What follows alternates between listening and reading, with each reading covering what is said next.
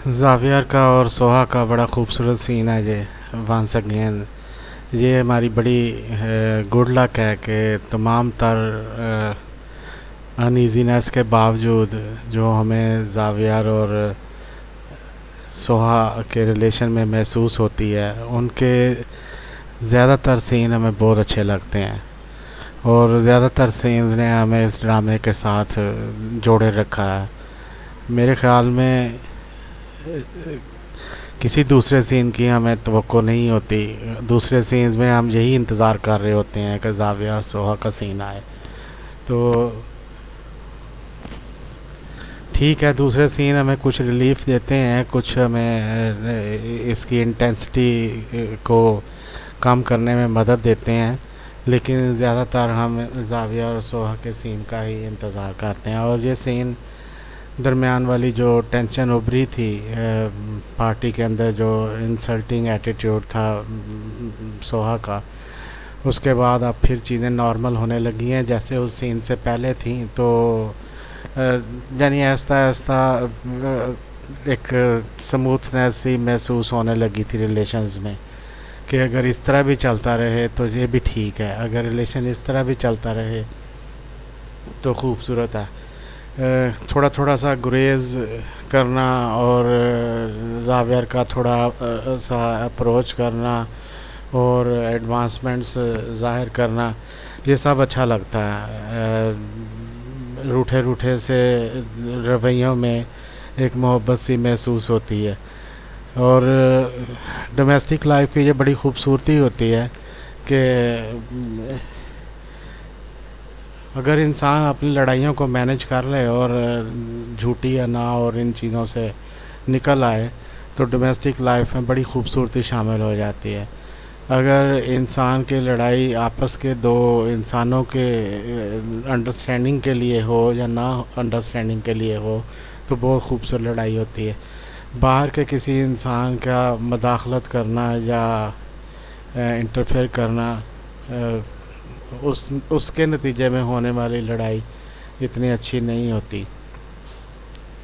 बहरहाल अगर इंसान अंडरस्टैंडिंग पर पहुंच जाए तो तमाम लड़ाइयाँ एक अच्छा साबित होती हैं, स्टेप साबित होती हैं इन डोमेस्टिक लाइफ की मैच्योरिटी में। तो जावियर और सोहा आहिस्ता आहिस्ता अपनी मैच्योरिटी, रिलेशनशिप की मैच्योरिटी की तरफ जा रहे हैं। हो सकता है बाज़ दफ़ा मुझे राइटर्स को मार्जिन देने का दिल करता है कि राइटर भी मजबूर होता है उसने प्रोड्यूसर और डायरेक्टर के मुताबिक चलना होता है। तो डायरेक्टर का और राइटर का एक ही जैसी इमेजिनेशन पर पहुंचना बहुत ज़रूरी होता। तो बहरहाल जो प्रोड्यूसर्स होते हैं उनकी जो मेन अप्रोच है वो लोगों को एंगेज करना है। तो ऐसा प्ले जिसमें बहुत अच्छी लेसन्स हों, बहुत अच्छी मोरालिटी हो, लेकिन लोग एंगेज ना हो रहे हो, तो जाहिर है कि डायरेक्टर वगैरह प्रोड्यूसर्स को जवाबदेह ठहराएंगे। तो ये seen in so many respects मुझे बहुत अच्छा लगा। और आगे के रिलेशनशिप्स पर इस सीन की बड़ी छाप नज़र आएगी। किरण आ चुकी है और सोहा अब थोड़ा सा अलर्ट है। और सोहा हमेशा जब उसका मुकाबला पड़ता है किसी से, तो उस वक्त वो अपने रिलेशन को बचाने के लिए पूरी कोशिश करती है, लेकिन जहाँ वो समझती है कि वो अब अकेली है और जावियर के साथ कोई नहीं है, तो वो उससे इतनी वो क्या कहते हैं कि